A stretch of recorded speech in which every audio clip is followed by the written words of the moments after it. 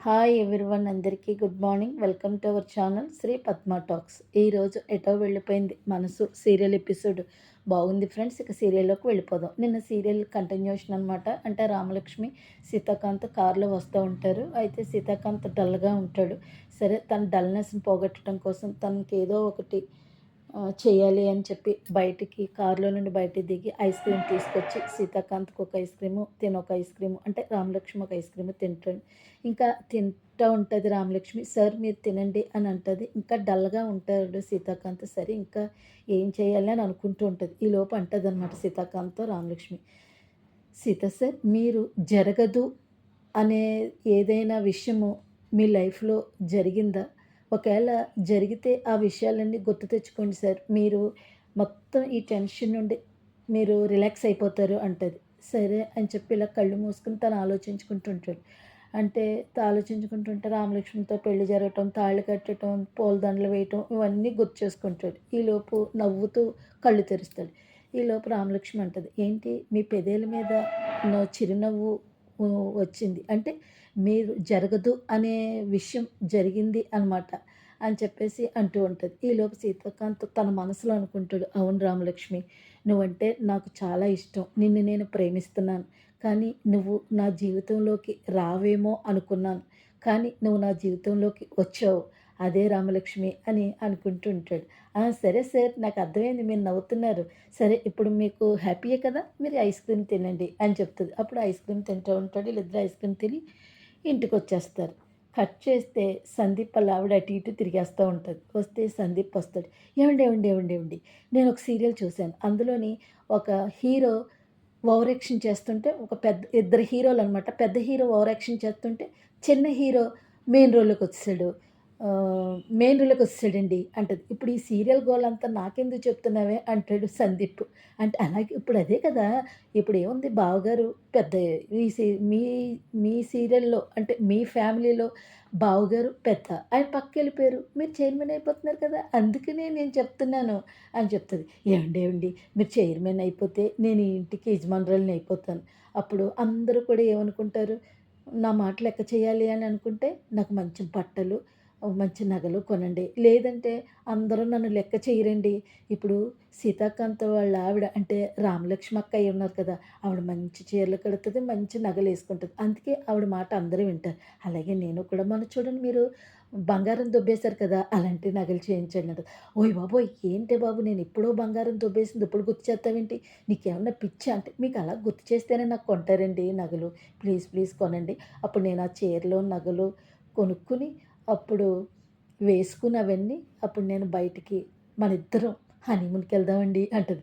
ఏంటే పెళ్ళైన కొత్తల్లో వెళ్తే హనీమూన్ అంటారే, కానీ ఇప్పుడు వెళ్ళామనుకో ఏదో అంటారు అంటది. అబ్బబ్బా! ఏంటండి మీరన్నీ ఏదో ఏదో అనుకున్నా కూడా నాకేం పర్లేదు, కానీ మనిద్దరం అలాగా ఫ్యామిలీ ట్రిప్‌లేద్దామండి అని చెప్తది. అప్పుడైతే ఫ్యామిలీ ట్రిప్‌లయితే మన చైర్మన్ హోస్టింగ్ అయిపోద్దంటది. పర్వాలేదండి, ఏం అవ్వదండి అని అంటది. అప్పుడు ఇంకో కోరిక కూడా ఉంది. అయితే నేను ప్లాన్ చేస్తానంటది. ప్లాన్ అంటే గుర్తొచ్చింది. ఇంకో కోరిక కూడా ఉంది. నాకు అందమైన విల్లా ఉండాలి. ఆ విల్లా నిండా కార్లుండాలి. నేను ఆ కార్ డ్రైవ్ చేసుకుంటూ వెళ్ళాలి. ఇంటి నిండా పనివాళ్ళుండాలి అని చెప్తది. అయ్య బాబోయ్! నా బుర్ర తినేస్తున్నావు. ఇంకా నేను చైర్మన్ అవ్వలేదు, చేయలేదు. నువ్వేమో ఇలాంటి కోరికలన్నీ కోరేస్తున్నావు అంటాడు సందీప్. పర్లేదండి, నిజంగా ఇవన్నీ జరుగుతాయండి. రండి, రండి, రండి అని అక్కడ నుండి తీసుకెళ్ళిపోతది సందీప్ వాళ్ళ ఆవిడ. కట్ చేస్తే రామలక్ష్మి కింద పడుకుంటది. బెడ్ ఉంటది. బెడ్ పక్కనేమో ఒక చాప దిండు యేసుకొని పడుకుంటది. పడుకొని చూడు సీత సార్‌ని ఎలా లేపాలి అని చెప్పి లేస్తది. గుడ్ మార్నింగ్ సీత సార్ అనుకుంటూ లేచి కళ్ళు తెరిచేసరికి బెడ్ మీదేమో సీతాకాంత్ ఉండు. ఏంటి ఈయన నాకన్నా ముందు లేచిపోయాడు అని చెప్పి వాష్‌రూమ్ దగ్గరికెళ్ళి సీత సార్ అని అంటది. అని అంటే ఏమి ఏంటి ఎక్కడికెళ్లారు ఈయన అని గబగబా మళ్ళీ బెడ్‌రూమ్ నుంచి కిందకొస్తే సీతాకాంత్ వాళ్ళ తాతయ్య ఎవరితోనో ఫోన్‌లో మాట్లాడుతుంటాడు. ఈలోపు తాతయ్య సీత సార్ ఏంటి కనపడలేదంటే, సీత సార్ ఎప్పుడో పొద్దున్నే లేచిపోయి ఆఫీస్‌కెళ్ళిపోయాడమ్మా. అంటే వాళ్ళ షేర్ హోల్డర్స్‌తో ఏదో మీటింగ్ పెట్టుకుంటాడంట. ఎందుకంటే ఈరోజు షేర్ హోల్డర్స్ వాళ్ళు షేర్లు అమ్మేసుకుంటానని అన్నారు కదా! అందుకని పొద్దున్నే వెళ్ళిపోయాడమ్మ అంటే, "మరి ఆ విషయం నాకెందుకు చెప్పలేదు తాతయ్య" అంటది రామలక్ష్మి. అంటే నువ్వు టెన్షన్ పెడతావు. నిన్ను టెన్షన్ పెట్టకూడదనే ఉద్దేశంతో ఎళ్ళిపోయారమ్మా అంటది. సరే తాతయ్య అంటే మళ్ళీ ఫోన్ వత్తది. అక్కడి నుంచి సీతాకాంత్ వాళ్ళ తాతయ్య ఎళ్ళిపోతాడు. ఈలోపు ఏంటి ఈయన మళ్ళీ మా అత్త ఏమన్నా కుట్ర చేస్తదా? ఏంటి ఈయన అలాగెళ్ళిపోయారు? నాకు చెప్పకుండా ఇప్పుడు నేను ఈ గండం నుంచి ఆయన్ని నేను కాపాడాలి. ఈ కంపెనీని ఎలాగైనా నిలబెట్టాలి. సీతా సార్‌ని ఎలాగైనా సంతోషపెట్టాలి అని చెప్పి తను కూడా రెడీ అయిపోయి కార్ డ్రైవ్ చేసుకుంటూ వెళ్తది. ఈలోపు ఆళ్ళ అత్తగారి మాటలు గుర్తు చేసుకుంటూ ఉంటదనమాట. ఏంటి సీతాకాంత్ నా అనేవాళ్ళందరూ కూడా ఇప్పుడు నా వైపు వచ్చేసారు. ఇంకా సందీప్ చైర్మన్ అవ్వడమే ఉంది. దీన్నెవ్వరూ ఆపలేరు అన్న మాటలు గుర్తొస్తూ ఉంటాయి రామలక్ష్మి. అంటే వాళ్ళ అత్త అన్న మాటలు. ఈలోపు అలాగా ఆలోచించుకుంటూ స్పీడ్‌గెళ్ళిపోయి సడెన్ బ్రేక్ ఏసేస్తది. దానికి ఆపోజిట్‌లో ఇంతకుముందు వీళ్ళిద్దరిని రక్షిస్తది కదా! నందిని అనే ఒక సీన్ ఎంటర్ అయిందని చెప్పాను కదా ఫ్రెండ్స్ నేను సీరియల్‌లో. ఆ నందిని కారు డాష్ ఇచ్చుకుంటారు. వెంటనే ఆపేసి అయ్యబాబోయ్! ఏంటి నేనేదో ఆలోచిస్తూ కారు ర్యాష్‌గా నడిపోయినప్పుడు ఏమైందని గబగబా దిగి చూస్తది. కారులోంచేమో రెడ్ కారులోంచేమో నందిని దిగుతది. అప్పుడు ఏంటి నువ్వా? అంటే నువ్వా? ఏంటి ఇంత స్పీడ్‌గా రోడ్డు మీద ఇంత స్పీడ్‌గా నడుపుతున్నావు బండి అనంటే, లేదండి ఏదో ఆలోచించుకుంటూ అయ్యబాబోయ్! అలాగా బండి నడిపేటప్పుడు ఏమి ఆలోచించకూడదు. మీరు అలాగ ఆలోచించుకుంటే మీరు చాలా దెబ్బతినేస్తారు అని అంటది. సరే మీరిప్పుడు ఏదో ఆలోచనలో ఉన్నారు కాబట్టి నా కార్‌లో నేను డ్రాప్ చేస్తాను రండి అంటే, పర్వాలేదండి మీకెందుకు ఇబ్బంది నా కార్‌లో వెళ్తాను. అయ్యయ్యో! మళ్ళీ ఇలాగే స్పీడ్‌గా ఎళ్తే మళ్ళీ ఎవరినైనా గుద్దేస్తే ప్రమాదం అండి. రండి రండి అని చెప్పేసి అప్పుడు కార్ ఎక్కించుకొని కార్‌లో అంటే నందిని కార్‌లో రామలక్ష్మిని ఎక్కించుకుంటది. నందిని డ్రైవర్‌ని ఆ కార్‌ని తీసుకొచ్చేసేయ్ అని చెప్పేసి ఆర్డర్ ఏస్తది. ఈలోపేమో కార్‌లో ఎక్కి వీళ్ళిద్దరూ మాట్లాడుకుంటుంటారు. రామలక్ష్మి అంటది ఏవండీ ఆ రోజు నన్ను మీరు కాపాడకపోతే, నన్ను, నమితని మీరు కాపాడకపోతే, మా ఆయన నిర్దోషిగా బయటకొచ్చేవారు కాదండి. అలాగే జైల్లో ఉండను. మా ఆయన్ని ఆ రోజు కాపాడారు. ఈరోజేమో నేను స్పీడ్‌గా ఎళ్తే నా స్పీడ్‌ని కంట్రోల్ చేశారు. మీకు చాలా థాంక్స్ అండి అంటది రామలక్ష్మి. అయ్యో! ఏమీ లేదండి దానికేముంది అనంటే, ఏంటి అసలు ఏం జరిగిందంటే, ఏముందండి మా ఆయన కంపెనీ చాలా కొంచెం ప్రాబ్లమ్స్‌లో పడ్డారండి. అంటే మీకు తెలుసా మాది సిరి కంపెనీ ఇండస్ట్రీస్ అండి.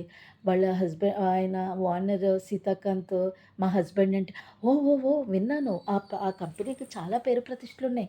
అవును. దాని ఎండీ సీతాకాంత్. వాళ్ళ వైఫ్ రామలక్ష్మి అంటే మీరేనా? అంటది. అవును మేడం అంటది. ఆహాహా! Oh my God! Oh! Good good అనుకుంటది. అనుకుంటే ఇలా ఏమైంది అనంటే అప్పుడు జరిగిందంతా చెప్తదనమాట. ఇలాగా షేర్ హోల్డర్స్ వాళ్ళు షేర్లు అమ్మేసుకుంటామని సందీప్‌ని చైర్మన్ చేయాలని ఈ జరిగిందంతా నందినికి చెప్తా ఉంటది. అది మనకి ఇనిపించదు. ఓహోహో! Very good, very good. సరే అయితే మీలాంటి మంచి వాళ్ళకి మంచే జరుగుతది. చూసారా మన ఇద్దరి పరిచయం మనం విధి ఎలా తీసుకొచ్చిందో చూసారండి. విధి అంటే ఇదే. మన ఇద్దరి పరిచయాలు ఇలా జరగటం అసలది విధిరాత. అలాగే ఈ పరిచయాల వల్ల మనకి ఏదైనా జరగొచ్చు. ఏ మంచైనా జరగొచ్చు. ఏదైనా మిరాకిల్ జరగొచ్చు. కానీ నేనైతే నమ్ముతానండి మనుషుల్ని. ఆ నమ్మకాన్నే నేను నమ్ముతాను. లేదు అంటే నాకు వాళ్ళ దగ్గర నమ్మకం లేనప్పుడు నేనది భరించలేనని అంటూ ఉంటది. ఈలోపు థాంక్స్ అండి. మా కంపెనీ వచ్చేసిందండి. ఇక్కడే ఈ పక్కనే ఇక్కడ ఆపేయండి అంటది. సరే అండి అని చెప్పేసి అక్కడి నుండి రామలక్ష్మి వెళ్ళిపోతది. అక్కడ నుండేమో నందిని వెళ్ళిపోతది. ఈలోపు బోర్డ్ ఆఫ్ డైరెక్టర్స్ మీటింగ్ జరుగుతూ ఉంటది.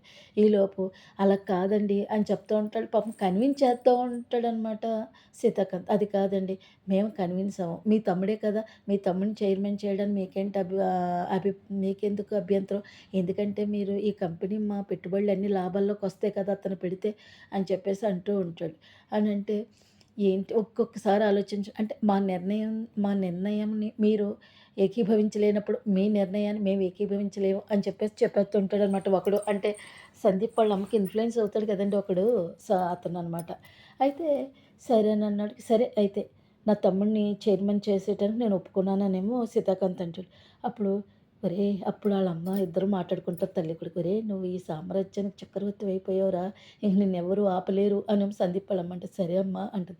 అప్పుడు సందీప్ అంటాడు, ఇదిగో ఆళ్ళ డైరెక్టర్స్ అంటాడు. సరే నేను ఈ కంపెనీకి చైర్మన్ అవుతాను. కానీ ఇప్పటికిప్పుడే చైర్మన్ మా అన్నయ్యని రాజీనామా చేసేసి నన్ను కానీ ఇప్పటికిప్పుడే చేసేయకండే అంటాడనమాట. అంటే వాళ్ళకి క్లూ ఇస్తా ఉంటాడనమాట.